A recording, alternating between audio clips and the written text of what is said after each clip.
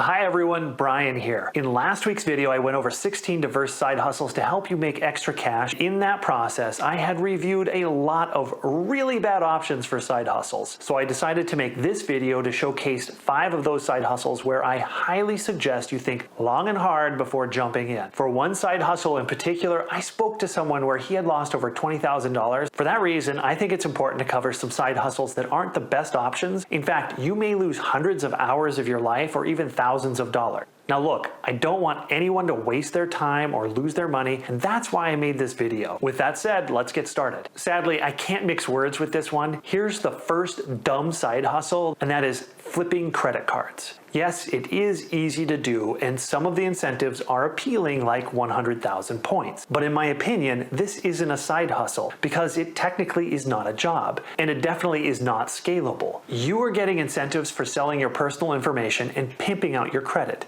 It may seem fun the first few times, but it takes a toll on your credit score. Once again, it may seem fun in your 20s, but when you're in your 30s looking to buy your first house and your credit score is only a 680 because you were flipping credit cards, you may have some regrets. I would never give the advice to my family or friends to flip credit cards. Anyone that recommends that to you either doesn't care about you or they simply lack experience. For this next side hustle that I don't recommend, I know that I will be getting a ton of flack for. And for that reason, I'm going to start off with some basic statistics. How many of you watching feel that you have what it takes to be a lawyer? Actually, that one's a little bit too easy. Let's bring that down a layer further. How many of you feel that you have what it takes to be a doctor? Me personally, those are professions that I never considered, which is why I'm confused why all the YouTube personalities aren't pushing everyone to get a side hustle as a lawyer or a doctor. And the reason I say this is because you stand a better chance to have one of those careers versus making money with a YouTube channel. Out of 37 million channels, only 93,000 people are making money on their YouTube channels. It shouldn't come as a surprise that every successful person on YouTube recommends YouTube as a side hustle. But the facts speak for themselves. If your goal in a side hustle is to have a quick cash flow on the side or to create a scalable job that allows you to quit your 9-to-5, then a YouTube channel probably isn't the best option. Once again, this is advice I would give to my own friends and family. Wonder what the odds are that the YouTube algorithm is going to completely kill this video. And with that said, if you enjoy my content, please hit the like button and consider subscribing. Now moving on to the third side hustle that I do not recommend, and that is dropshipping. This side hustle has been hot for the past several years, but there are so many challenges with dropshipping. I had a career working at companies like Target and Amazon, and I cover that journey in this video right here. And most every retail company uses dropshipping in some capacity, but it is the last option that any company wants. The moment the control of a good is given up to a third party, things are bound to go wrong. For example, I bought a grill off of Costco's website where most all of their web purchases are drop shipped. After 2 months of not receiving my item while providing constant complaints, their CEO acknowledged me directly with how ridiculous the situation was.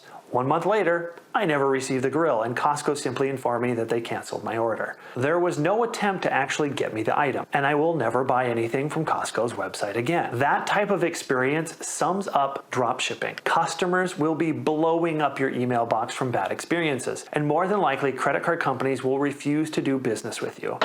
Nothing for you!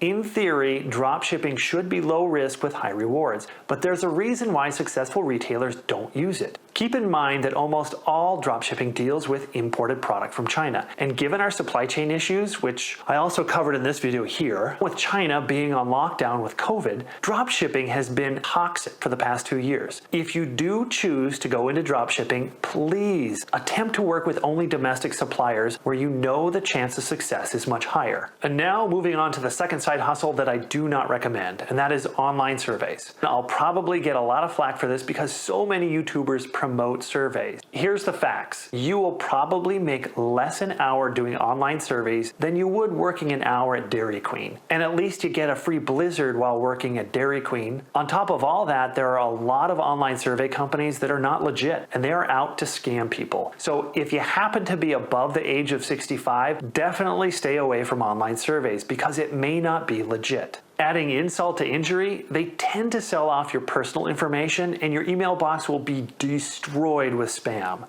Do yourself a favor and stay clear of online surveys. And the last side hustle that I do not recommend is vending machines. This is one that surprised me when I saw several reputable YouTubers promoting this. In my prior career, I had worked in food distribution and I know how companies operate around the vending machine industry. It is cutthroat and larger companies get aggressive when they see competition encroaching in their territory. They also have deep pockets where they will write contracts with companies that use their vending machines where they give multi-year agreements to ward off competition. Nonetheless, I took an objective approach to look into this opportunity to see if things had changed. I looked up vending machines on eBay and there are no shortage of available machines around $1,800, and every single one of them was refurbished or pre-owned, which made me wonder if there were any refurbished machines local to me. So I looked on Facebook Marketplace. There were a ton, and I found one seller that had a lot of these machines to sell, so I wound up giving him a call to learn more. He was a very interesting character. This person had gotten himself a business loan to buy the machines prior to the pandemic, and when COVID hit, all the companies forced their employees to work from home. His vending machine business folded overnight. Now he's selling all his machines in hopes of paying off at least half of what he owes. Even then, he expects to lose around $20,000 between the machines and all the product that had expired. I felt bad for him, but I had to ask, how often do these things break? And he laughed.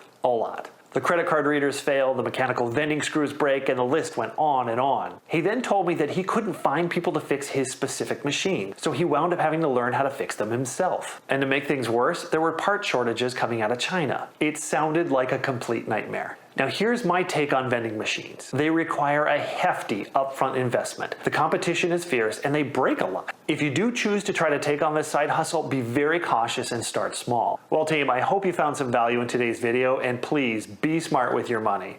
Thank you so much for watching.